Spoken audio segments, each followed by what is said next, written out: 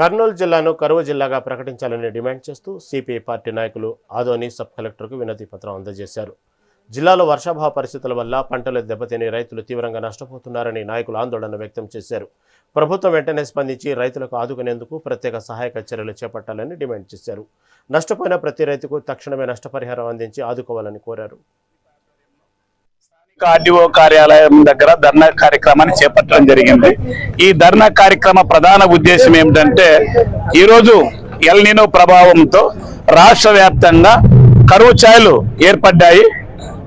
కరువు ఛాయలని సరిదిద్దాల్సిన అవసరం ప్రభుత్వానికి, ప్రభుత్వ అధికారులకు ఉంది. అలాంటిది ఏది పట్టించుకోకుండా తూతూ మాత్రంగా అధికారులు కాలయాపన చేస్తా ఉన్నారు. మేము అడుగుతా ఉన్నాం, కరువు ఛాయలు ఏర్పడి నెలలు గడుస్తున్నప్పటికీ సహాయక చర్యలు చేపట్టడంలో అధికారులు విఫలం చెందారు. సరైన నివేదికలు కూడా రాష్ట్ర ప్రభుత్వానికి ఇవ్వడం లేదని కూడా మేము చేస్తా ఉన్నాము.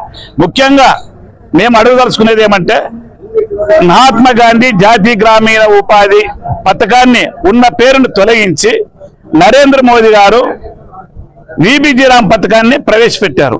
ఆ పథకంలో చాలా మార్పులు ఉన్నాయి. లోతుగా పోయి ఆలోచన చేస్తే ఈరోజు కార్మికులు చేయాల్సినటువంటి పనిని కూడా సంఘం ఆదోని నియోజక